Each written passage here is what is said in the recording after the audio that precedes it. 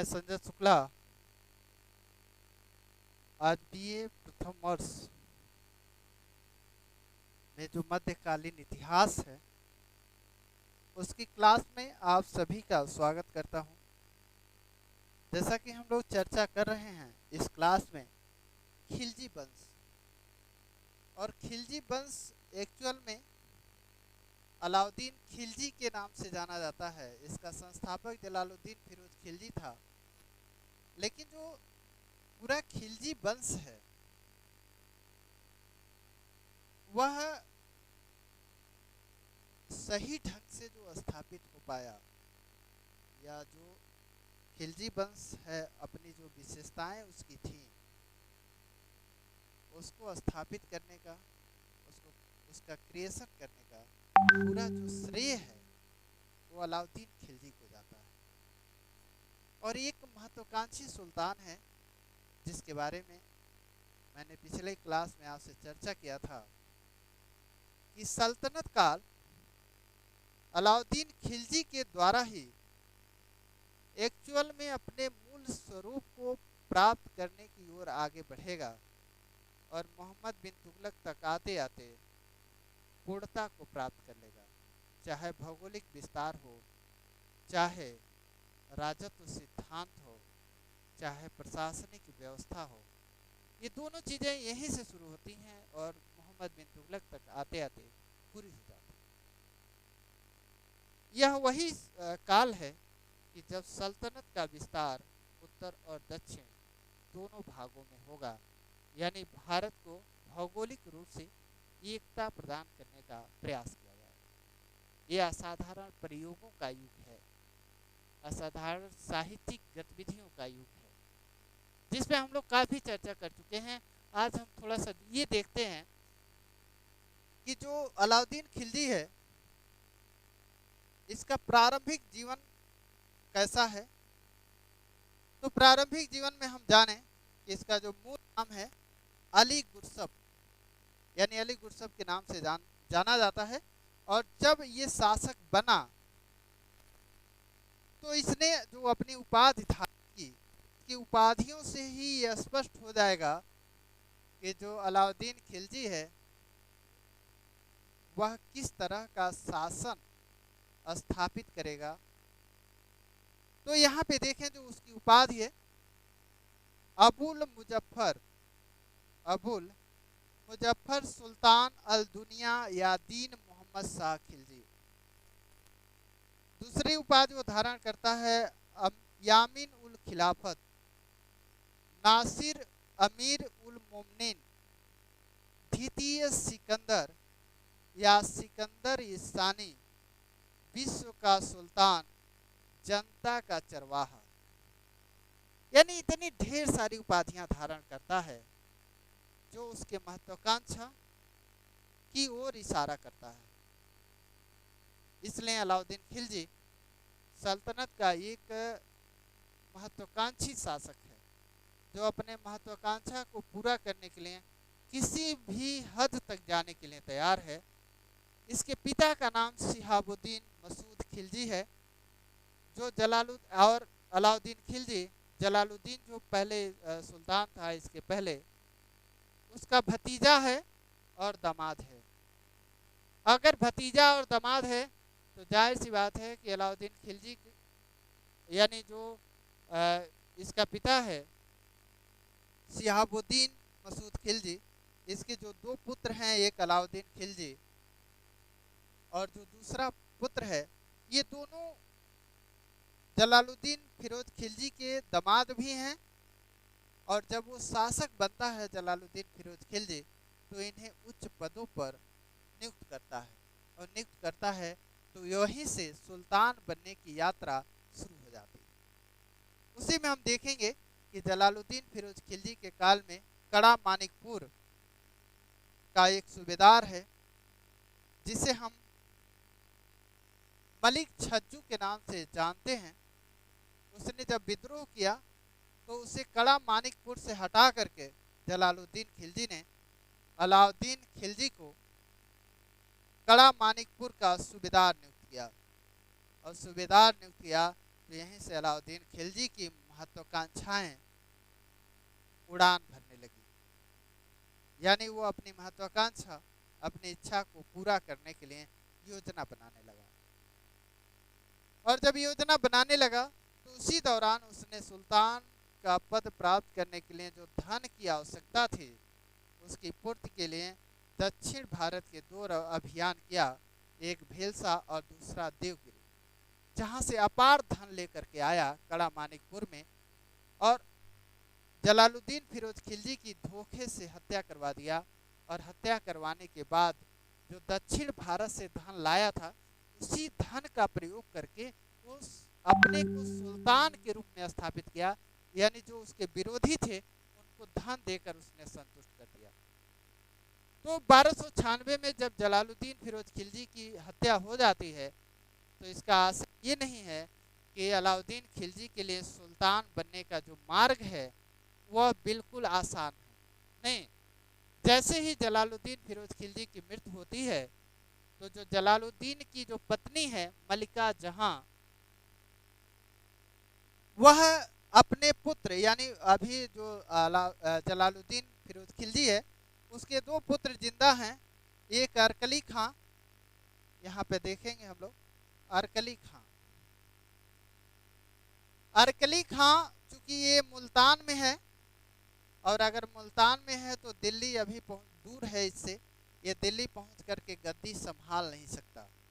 ऐसे में जो जलालुद्दीन फिरोज खिलजी की जो पत्नी है मलिका जहां, उसने अपने पुत्र कद्र खां को रुकनुद्दीन इब्राहिम के नाम से गद्दी पर बैठाया और स्वयं संरक्षक बन गई, यानी उसकी ओर से शासन करने लगी। अब अगर शासन करने लगी तो यहाँ पे अलाउद्दीन खिलजी अभी कड़ा मानिकपुर में था, क्योंकि उसे दिल्ली पहुँचने में ढेर सारी बाधाओं का सामना करना पड़ रहा था। क्योंकि जो जलाली अमीर थे वे इल्तुतमिश से अलाउद्दीन खिलजी से घृणा करते थे, क्योंकि उसने जलालुद्दीन खिलजी की हत्या कर दी थी। अब जब ये परिस्थितियां थी तो अलाउद्दीन खिलजी ने धन दे करके, यानी जो सुल्तान जो अमीर हैं, यानी जो जलालुद्दीन फिरोज खिलजी के जो समर्थक हैं, और सेना, यानी जो अमीर और सेना है, उसको धन दे करके उसने संतुष्ट करने का प्रयास किया।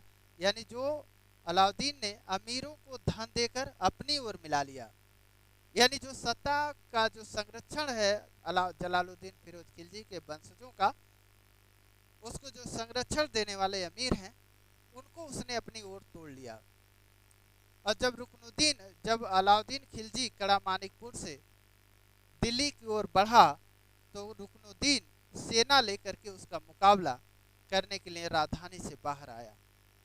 लेकिन सेना का एक भाग, क्योंकि अलाउद्दीन खिलजी ने अपने धन का प्रयोग किया, कूटनीति का प्रयोग किया, सेना का एक भाग अलाउद्दीन से मिल गया। और अलाउद्दीन से मिल गया तो जो रुकनुद्दीन फिरोज शाह है, यानी रुकनुद्दीन कमजोर पड़ गया और वो पराजित हो गया। और जब पराजित हो गया तो अलाउद्दीन खिलजी ने बलवन के लाल महल में पहुंचकर अपनी सत्ता की स्थापना की, और सत्ता की स्थापना की, और उसमें तब तक ये बना रहा, वहीं से शासन करता रहा, यानी बलवन के लाल महल से, जब तक उसने दिल्ली में एक नया 1000 सितून महल, यानी 1000 खंभों वाला महल नहीं बनवा लिया। और जब 1000 सितून महल का निर्माण कर लिया तो फिर उसे अपना केंद्र बनाया। तो इस तरह उसने धन की लालच लेकर के दे करके, सेना को अग्रिम वेतन 6 महीने का दे करके, पुरस्कार 6 महीने का दे करके, फिर अमीरों को ढेर सारा धन दे करके उसने जब अपनी ओर मिला लिया, तब उसने जलालुद्दीन के जो वंशज हैं जिनसे सत्ता को खतरा था, उनसे निपटने की योजना बनाई। और जफर खां और उलूग खां, दो ऐसे आप देखेंगे कि अलाउद्दीन खिलजी के 4 महत्वपूर्ण सहयोगी हैं, जफर खां, उलूग खां, नुसरत खां और अल्प खां। इन्हीं के सहारे वो अपनी महत्वाकांक्षाओं को साकार करेगा। यानी जो सपने वो देख रहा है विश्व विजय की, भारत विजय की, और ये एक सत्ता अपने राजत्व की स्थापना का, निरंकुश राजतंत्र का, उसे वो साकार करेगा। तो उसने अपने दो अमीर जो उसके सहयोगी, महत्वपूर्ण सहयोगी हैं, जफर खान और उलूग खान, इनको सेना लेकर के वो मुल्तान भेजता है। क्योंकि जब अरकली खां पराजित, रुकनुद्दीन फिरोज शाह पराजित हो गया, तो वह भाग करके यानी मलिका जहां मुल्तान में शरण लिए। और मुल्तान में शरण लिए क्योंकि मुल्तान में अरकली खां का कब्जा। तो उसने सोचा, अलाउद्दीन ने दो लोगों को भेजा, जफर खां और उलूग खां को, कि मुल्तान जा करके अरकली खां और जलालुद्दीन के जो वंशज हैं उनको गिरफ्तार करे और उन्हें मरवा दे। लेकिन इन लोगों ने गिरफ्तार कर लिया, मुल्तान पर कब्जा कर लिया जफर खां और उलूग खां ने, और जो उसके वंशज थे यानी उनको अंधा करवा दिया। ये देखिए कैसी विडंबना है कि जो शासक है, जो नया शासक आता है, पुराने वंश के लोगों को पूरी तरह, उनके जो वंशज हैं उनको समाप्त कर देता है, ताकि कहीं से भी सत्ता का जो प्रतिरोध है वो मौजूद न रहे, उसके लिए कोई संकट उत्पन्न न हो सके। तो जब ये प्रक्रिया पूरी कर ली तो ये सुल्तान के रूप में स्थापित हो गया। अब जब सुल्तान के रूप में स्थापित हो जाएगा तो अलाउद्दीन खिलजी ने निरंकुश राजतंत्र को स्थापित करने का प्रयास किया। और अगर स्थापित करने का प्रयास करेगा तो जाहिर सी बात है कि यहाँ पर बलवन की तरह ही वह पहले राजत्व के सिद्धांत का निर्धारण करेगा। सबसे महत्वपूर्ण बात यह है कि राजत्व के सहारे ही सुल्तान अपनी सत्ता का संचालन करता है। यानी राजत्व सत्ता के संचालन की वह विधि है जिसके आधार पर जो भी संस्थाएं हैं, राजनीतिक, आर्थिक, सामाजिक, उसका संचालन किया जाता है। एक तरह का ये संविधान है। शासन व्यवस्था तो इस्लामिक कानूनों के आधार पर चलाए जाएंगे, लेकिन शासक की महत्वपूर्ण इसमें भूमिका होगी कि शासक उन इस्लामिक कानूनों का प्रयोग कहाँ तक करता है सत्ता के संचालन में, यह उसके व्यक्तिगत गुणों पर, उसके व्यक्तिगत योग्यता पर निर्भर करेगा। तो बलवन ने बताया था कि जो राजत्व सिद्धांत दिया था, उसने कहा था कि वह ईश्वर की इच्छा से शासक बना है। यानी वह जनता और अमीरों के सहयोग से शासक नहीं बना है, बल्कि ईश्वर की इच्छा से शासक बना है। लेकिन अलाउद्दीन खिलजी यहाँ पर उल्टा कर देगा। वह कहता है कि जो शक्ति का स्रोत है, जो सत्ता का स्रोत है, वह शक्ति है। यानी यहाँ पे देखेंगे कि बलवन से उलट बात कर रहा है। ये कह रहा है कि ना ही मैं ईश्वर की अनुकंपा से शासक बना हूँ, ना जनता की इच्छा से, और ना ही उलेमा और सामंतों के सहयोग से। इसका मतलब है कि धर्म को वो किनारे करेगा, राजनीति से पृथक करेगा। असले में जो उसका शासन काल है, जो उसका राजत्व सिद्धांत है, उसमें गैर तशरीही कानून यानी स्टेट स्पॉन्सर्ड लॉ या जवाबित कानूनों को स्थान दिया जाएगा। क्योंकि वह कहता है कि मेरी जो सत्ता है वह मैं किसी की अनुकंपा, चाहे ईश्वर हो, चाहे जनता हो, चाहे उलेमा हो, चाहे सामंत हो, उनकी अनुकंपा से नहीं प्राप्त किया हूँ, बल्कि मैंने शक्ति के द्वारा प्राप्त किया है। यानी तलवार के बल पर प्राप्त किया है। ऐसे में मुझे इनके सहयोग की कोई जरूरत ही नहीं। मैं वही करूँगा जो मुझे अपने सत्ता और साम्राज्य के हित में जरूरी होगा। इसका जो विस्तृत विवरण है वह अमीर खुसरो, जो मध्यकालीन भारत के एक बड़े इतिहासकार, एक बड़े कवि और एक बड़े संगीतकार के नाम से जाने जाते हैं, उन्होंने किया है। यानी जो राजत्व सिद्धांत है अलाउद्दीन खिलजी का, उन्होंने तारीख अलाई या खजाइनुल फतूह में विस्तृत विवरण दिया है, जिसको हम लोग आगे देखते हैं। तो अलाउद्दीन कह रहा है, यानी यहाँ पे देखें कि अलाउद्दीन का राजत्व सिद्धांत मुख्यतः 3 बातों पर निर्भर करता है। पहला शासक, जो पहला इसमें जो सिद्धांत है वो ये है कि शासक की निरंकुशता, यानी वो कह रहा है कि शासक को निरंकुश होना चाहिए। दूसरा, धर्म और राजनीति का पृथक्करण, यानी धर्म और राजनीति को अलग अलग होना चाहिए। ये नहीं कि धर्म का प्रभाव राजनीति पर पड़े। वो कहता है कि राजनीति और धर्म दोनों अलग अलग पक्ष हैं, धर्म का राजनीति में कोई हस्तक्षेप नहीं होना चाहिए। तीसरा, साम्राज्यवाद, यानी वो भौगोलिक विस्तार, विशाल साम्राज्य की स्थापना। तो जो 3 सिद्धांत हैं उसी पर इसका राजत्व निर्भर करता है, यानी अपने राजत्व को साकार करने के जो उपकरण हैं वो 3 हैं उसके पास। वो ये है शासक की निरंकुशता, धर्म और राजनीति का पृथक्करण, और तीसरा साम्राज्यवाद। अलाउद्दीन कहता है कि जो उसका राजत्व है उसका स्रोत, यानी कह रहा है कि राजत्व का स्रोत बताता है, विस्तृत व्याख्या करता है अमीर खुसरो, जिसमें अलाउद्दीन कहता है कि जो उसका राजत्व है उसका स्रोत शक्ति है। ध्यान दें, शक्ति है, यानी शक्ति का आशय उसकी जो सेना है, जो उसकी तलवार है और जो उसकी योग्यता है, बल्कि ये किसी के कृपा का परिणाम नहीं है।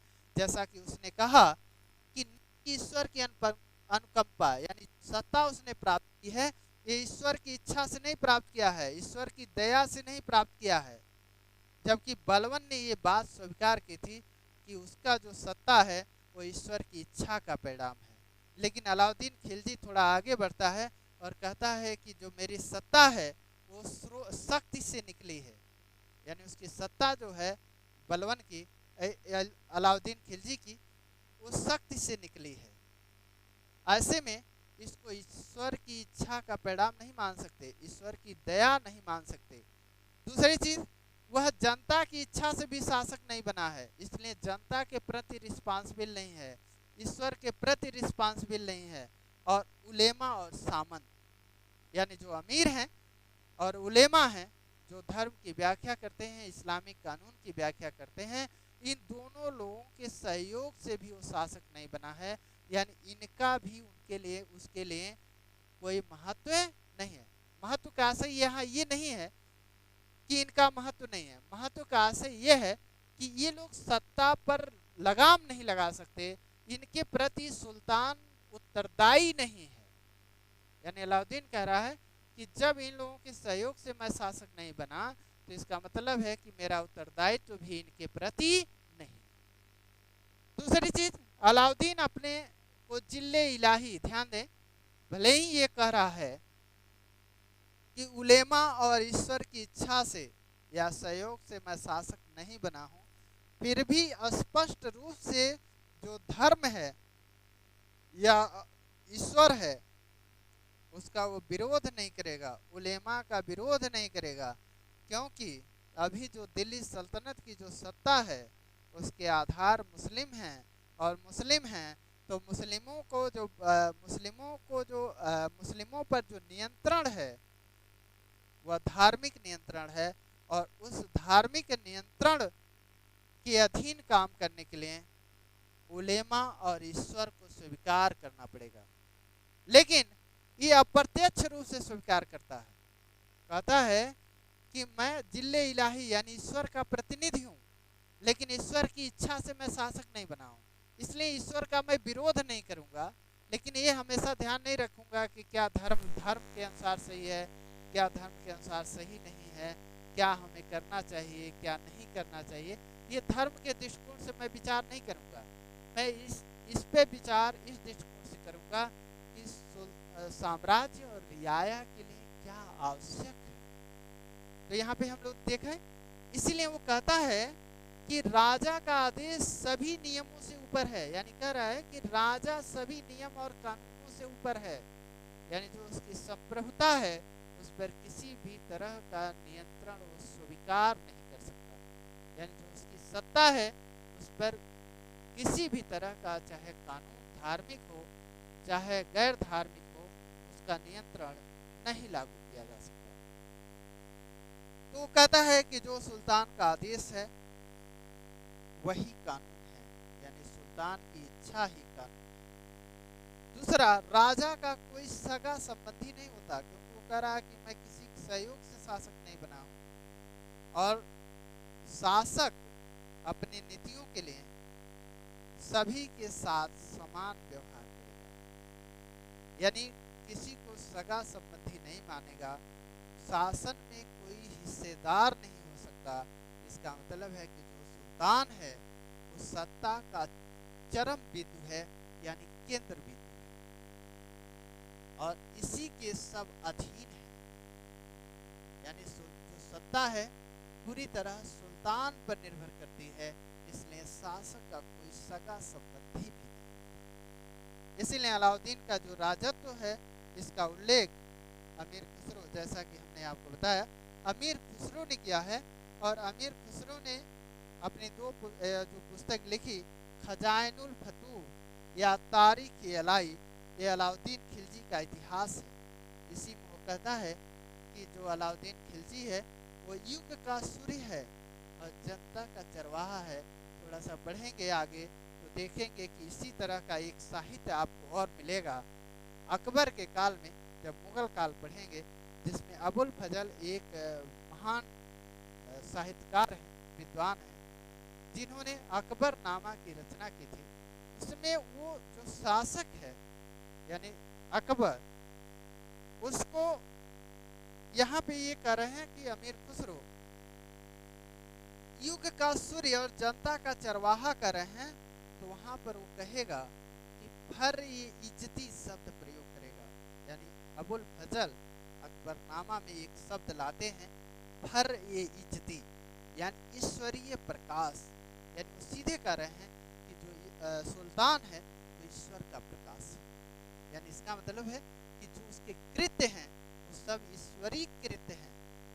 और बहुत सारे ढेर सारी बातें वो कहते हैं, जिस पे हम लोग चर्चा जब आएंगे मुगल काल तो वहाँ करेंगे। ये थोड़ा सा हमने बताया कि विशेष चीजें हैं एक साथ। आगे हम लोग देखें कि सुल्तान यानी जो अलाउद्दीन खिलजी है वो अपने राजत्व में कहता है, यानी अपने को इस्लामिक साम्राज्य का मुखिया घोषित करता है। यानी वो कह रहा है कि मैं इस्लामिक जो राज्य है भारत में उसका मुखिया हूँ। इसीलिए वह दो और उपाधियां धारण करता है, यामीन उल खिलाफत, नासिर उल मोमिन। और अलाउद्दीन अपने पद की वैधता भी नहीं ली। ध्यान दें कि जो सुल्तान है यह अपने पद की वैधता खलीफा से नहीं लेता है, जबकि हम देखें कि इल्तुतमिश पहला सुल्तान है सल्तनत काल का जिसने अपनी सत्ता की वैधता यानी सुल्तान पद की वैधता खलीफा से प्राप्त किया। लेकिन अलाउद्दीन खिलजी ऐसा कोई प्रयास नहीं करता है, तो सुल्तान के रूप में खलीफा से वैधता प्राप्त करने का कोई प्रयास नहीं करता है। लेकिन जनता को भुलाए में रखने के लिए, मुस्लिम जनता को बरगलाने के लिए जो खलीफा हैं उनके नाम को अपने अभिलेखों में सुरक्षित रखवाता है कि उस पर कहीं धर्मद्रोही का आरोप लगा करके जो उलेमा हैं, धर्म शास्त्रकार हैं, वे धर्म विरुद्ध उसे न घोषित करें, उन्हें भड़काएं नहीं। इसलिए अभिलेखों में खलीफा का नाम सुरक्षित करवा देता है, लेकिन वो कहीं से भी खलीफा से अपने पद की स्वीकृति लेने का प्रयास नहीं करता। दूसरी चीज, अलाउद्दीन पहला शासक है जिसने चर्च को राज्य के दायरे में लाने का प्रयास किया। यानी अलाउद्दीन ने कहा था कि धर्म और राजनीति दोनों अलग विषय हैं, ऐसे में दोनों को एक साथ घाल-मिल नहीं होना चाहिए। धर्म का नियंत्रण राजनीति पर नहीं होना चाहिए, क्योंकि अलाउद्दीन से पहले जो शासक है, जो शासक की नीतियां हैं, वह धर्म के प्रभाव में संचालित होती हैं। अगर धर्म के प्रभाव में संचालित होती हैं तो फिर धर्मनिरपेक्ष राज्य की स्थापना नहीं हो सकती, और धर्मनिरपेक्ष राज्य की स्थापना नहीं हो सकती होगी तो जो अधिकांश जनसंख्या है जिस पर सल्तनत का शासन है सुल्तान का, उनको अपने साथ जोड़ा नहीं जा सकता। ध्यान देंगे कि जो अभी अधिकांश जो जनसंख्या है भारत में सल्तनत काल में, वह हिंदू है। और हिंदुओं को तभी जोड़ा जा सकता है कि जब धर्म को राजनीति से अलग किया जाए, गैर तशरीही कानूनों के आधार पर शासन किया जाए, तभी ये जनता सुल्तान से जुड़ेगी, शासन से जुड़ेगी, सल्तनत की व्यवस्था से जुड़ेगी। तो यहाँ कह रहा है कि चर्च को राज्य के दायरे में लाने वाला पहला सुल्तान है। ध्यान देंगे कि यूरोप में भी ये व्यवस्था आई। नेपोलियन बोनापार्ट का आप नाम सुने होंगे, जिसने चर्च को राज्य के दायरे में लाने का प्रयास किया, और उसने जो पोप था उसके हाथ से ताज को अपने सर पर रखने से इनकार कर दिया। कहा कि मैंने अपनी सत्ता को, अपने पद को पोप की अनुकंपा से प्राप्त नहीं किया है, इसीलिए यह ताज स्वयं मैं अपने हाथ से पहनूंगा, क्योंकि यह मैंने जीता है, मैंने हासिल किया है। उसी तरह अलाउद्दीन खिलजी भी कहता है कि जो सत्ता है वो मैंने हासिल की है, उसका जो स्रोत है वो शक्ति है, यानी तलवार है, योग्यता है और सैन्य बल है। तो अलाउद्दीन पहला शासक है जिसने चर्च को राज्य के दायरे में लाने का प्रयास किया, और उसने ये एक अवसर पर बयाना के काजी मुगसुद्दीन से कहा था, मैं यह नहीं जानता कि जो आदेश दे रहा हूँ वो अच्छा है या बुरा, मैं वही करता हूँ जो राज्य और रियाया के लिए जरूरी है। पुनः हम लोग देखते हैं कि अलाउद्दीन कहता है कि राज्य विषयक कानून का इस्लामिक कानून से कोई लेना देना नहीं है। वो कह रहा है कि राज्य को संचालित करने वाले कानून अलग हैं और इस्लामिक कानून अलग हैं। वो कहता है दोनों का घालमेल नहीं होना चाहिए, दोनों का पृथक अस्तित्व है, इसलिए जो इस्लामिक कानून है उसे राजकीय कानून के रूप में मान्यता नहीं दी जा सकती। दूसरी बात, अलाउद्दीन अपने राजत्व को दृढ़ता से लागू करने के लिए 4,75,000 की विशाल केंद्रीय सेना स्टैंडिंग आर्मी का गठन किया, क्योंकि जो उसकी महत्वाकांक्षाएं हैं, जो उसका राजत्व है, वो सैन्य बल यानी ताकत के यानी शक्ति के द्वारा ही संचालित हो सकती थी, पूरी हो सकती थी। आगे हम लोग देखते हैं कि अलाउद्दीन की दो बड़ी महत्वाकांक्षाएं, वो दो बड़ी महत्वाकांक्षाएं क्या है। शासक बना तो उसकी दो बड़ी महत्वाकांक्षा थी। पहली जो महत्वाकांक्षा थी वो ये महत्वाकांक्षा ये थी कि नए धर्म की स्थापना। अलाउद्दीन कहता है कि पैगंबर मोहम्मद के पास 4 सहयोगी थे, अली, उमर, उस्मान और अबू बकर, जिनकी सहायता से पैगंबर मोहम्मद ने एक नई जाति और एक नए धर्म की स्थापना की। मेरे पास भी 4 सहयोगी हैं, उलूग खां, जफर खां, नुसरत खां और अल्प खां, जिनकी सहायता से मैं एक नई जाति यानी एक नया समाज और एक नया धर्म की स्थापना करूंगा। दूसरी जो बड़ी योजना थी, यानी जो पहली योजना है नए धर्म की स्थापना, तो उसने कहा कि जो मेरे सहयोगी हैं उनकी सहायता से मैं विश्व में एक नया धर्म और एक नई जात की स्थापना करूंगा। लेकिन अपनी इस योजना को जो दिल्ली का कोतवाल था अला उल मुल्क के कहने पर त्याग दिया, क्योंकि उन मध्यकालीन परिस्थितियों में संभव नहीं था। तो उसने मान लिया। दूसरी योजना थी विश्व विजय की। अब विश्व विजय की योजना थी, तो ये भी योजना उसने कहा कि मैं दिल्ली को एक उपनिरीक्षक के अधीन रख करके विश्व विजय पर निकलना चाहता हूं। यह भी योजना दिल्ली का जो कोतवाल है अला उल मुल्क, उसके कहने पर त्याग दिया। यानी जो दोनों योजनाएं थी उसकी महत्वाकांक्षा थी, उसे दिल्ली के कोतवाल के सलाह पर उसने छोड़ दिया, क्योंकि जो विश्व विजय की बात है, अला उल मुल्क ने कहा अलाउद्दीन खिलजी से कि यह योजना अव्यवहारिक है, क्योंकि अलाउद्दीन के पास अरस्तु जैसा गुरु भी नहीं है। सबसे बड़ी बात तो यह है कि उसके पास अरस्तु जैसा कोई गुरु नहीं है। दूसरी चीज, भारत में अभी बहुत सारे क्षेत्र अभी जीतने के लिए शेष हैं, इसलिए पहले भारत में साम्राज्य का सुदृढ़ीकरण किया जाए। तो ये दोनों अपनी महत्वाकांक्षी योजनाएं उसने अलाउल मुल्क के कहने पर त्याग दिया था। अब आगे हम लोग देखते हैं कि उसकी गृह नीति क्या है। यानी सुल्तान के विरुद्ध, यानी गृह नीति में सबसे पहला जो विचार उसने किया था वो ये विचार किया था कि सुल्तान जो हैं दिल्ली सल्तनत के, या सल्तनत काल में विद्रोह क्यों होते हैं।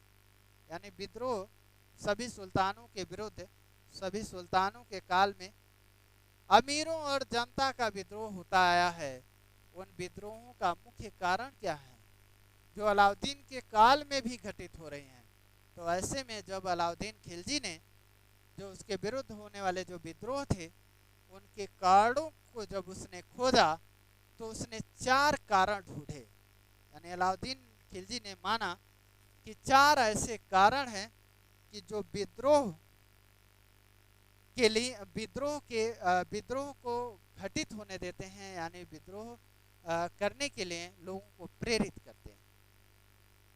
पहला उसने कारण, ये बड़ा महत्वपूर्ण चीज है क्योंकि पहला सुल्तान है जिसने विद्रोह के कारणों का पता लगाया, लोगों से विचार विमर्श किया और उसके बाद उन कारणों को दूर करने का प्रयास किया ताकि जो सुल्तान है उसकी सत्ता को चुनौती कोई ना दे सके। तो पहला जो उसने कारण ढूंढा वो ये बताया कि जो गुप्तचर व्यवस्था है वह अक्षम है, यानी ये बहुत कमजोर है। सल्तनत में जो षड्यंत्र की घटनाएं घटती हैं, जो विद्रोही गतिविधियां संचालित होती हैं, उसकी सूचना समय पर सुल्तान को नहीं पहुंच पाती। तो उसने क्या किया कि पहला कारण तो ढूंढा कि जो गुप्तचर विभाग है वो अक्षम है, और अक्षम है तो साम्राज्य में जो घट रही हैं उसकी सूचना समय पर सुल्तान को नहीं मिल पाती। दूसरा, उसने राजधानी में उत्सवों और त्योहारों के अवसर पर जो मद्यपान गोष्ठियां संचालित की जाती थी उस पर उसके माना कि इन गोष्ठियों में जब शाम को लोग मद्यपान करते थे, बड़े बड़े अमीर जुटते थे, तो सुल्तान के विरुद्ध एकता स्थापित करके षड्यंत्र को जन्म देते थे और सुल्तान के विरुद्ध ये लोग लगातार षड्यंत्र करते थे। तीसरा, उसने माना कि जो अमीर हैं उनके बीच वैवाहिक संबंध, वो कहता है कि जब 2 बड़े अमीर आपस में मिल जाएंगे तो उनकी शक्तियां क्या होंगी, बढ़ जाएंगी, और जब शक्तियां बढ़ जाएंगी तो सुल्तान के विरुद्ध विद्रोह कर देंगे। तीसरा वो चौथा कहता है कि धन का संचय, यानी धन का संचय भी विद्रोह की प्रवृत्ति को प्रेरित करता है। अब इन चारों कारणों को जब उसने ढूंढ लिया तो इनको दूर करने के लिए उसने प्रयास किया।